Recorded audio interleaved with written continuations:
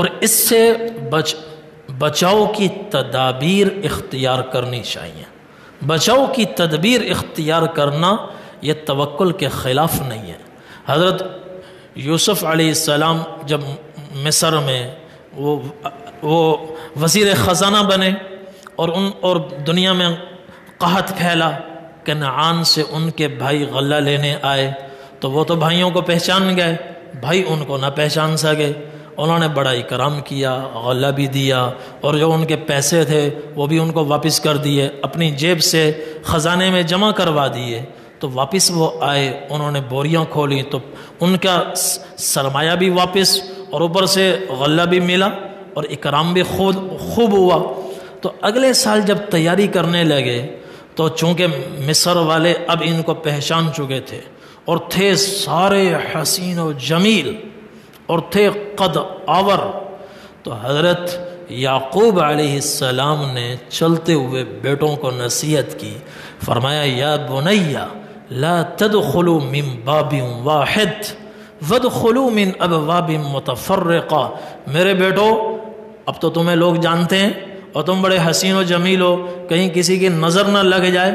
ایک دروازے سے نہ جانا، شہر کے مختلف دروازوں سے جانا۔ تو یہ تدبیر بتائیے،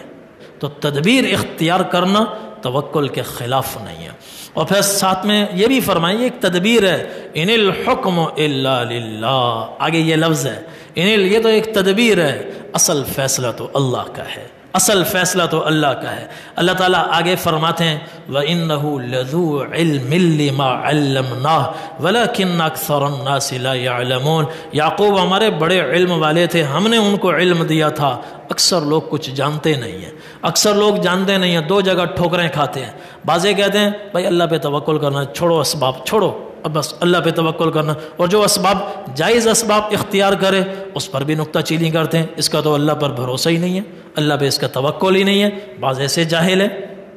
ایسے کہ جائز اسباب حضور صلی اللہ علیہ وسلم سے بڑا متوکل کوئی ہو سکتا ہے؟ جنگ احد میں آپ نے زرہ پہنی ہے، تلوار کے ساتھ آپ نے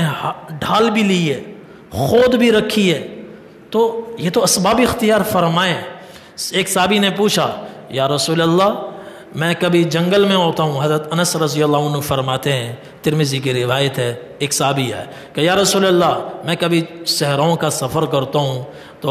کبھی آرام کے لیے بھی اترنا پڑتا ہے، نماز کے لیے اترنا پڑتا ہے، اپنے اونٹ کا کیا کروں؟ اعقلها وتوکل علی اللہ، اس کو باندھوں پھر اللہ پر بھروسہ کروں، یا او اطلقها فاتوکل علی اللہ، یا اس کو ایسے ہی چھوڑ دوں اللہ پہ بھروسہ کروں، اللہ ہی اس کی حفاظت کرے گا؟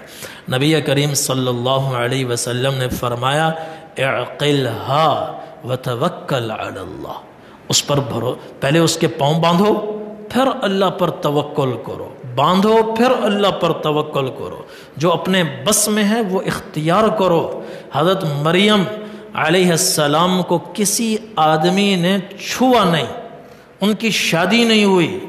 اور اللہ نے اپنی قدرت کو ظاہر کرنا چاہا، جبرائیل علیہ السلام کو بھیجا اور فنفخنا فیہ من روحنا، انہوں نے ایسے پھونک ماری اور سیکنڈ میں فحملتہ، حمل بھی ٹھہر گیا، فانتبذت به مکانا قصیا فجاءها المخاض الى جذع النخلہ، حمل کے بعد عورتیں 9 مہینے گزارتی ہیں، وہ 9 مہینے کی مدت اللہ نے سیکنڈوں میں طے کروا دی۔ اسی وقت درد ذہ ہوا اور آئیں کھجور کے تنے کو پکڑا، سردیوں کا زمانہ ہے، کھجوریں خشک ہیں اور کہیں درخت پر کوئی کھجور نظر نہیں آ رہی، اللہ نے پھر اپنی قدرت ظاہر فرمائی، سردیوں میں خشک کھجور کے تنے پر اللہ نے تر و تازہ کھجوریں پیدا فرما دیں۔ تو جو اللہ اتنا کر سکتا ہے وہ توڑ کر بی بی مریم کے آگے بھی رکھ سکتا ہے، مگر فرمایا وَهُزِّي إِلَيْكِ بِجِذْعِ النَّخْلَةِ تُسَاقِطْ عَلَيْكِ رُطَبًا جَنِيًّا، کہ اس ٹہنی کو ہلاؤ، تر و تازہ کھجوریں تمہارے سامنے گریں گی۔ کیوں؟ اسباب اختیار کرو، پچھلے کام ایسے تھے وہ ہمارے بس میں نہیں ہیں، یہاں جائز سبب ہمارے اختیار میں ہے، جو اپنے بس میں ہو جائز سبب اختیار کرنا یہ توکل کے خلاف نہیں ہے۔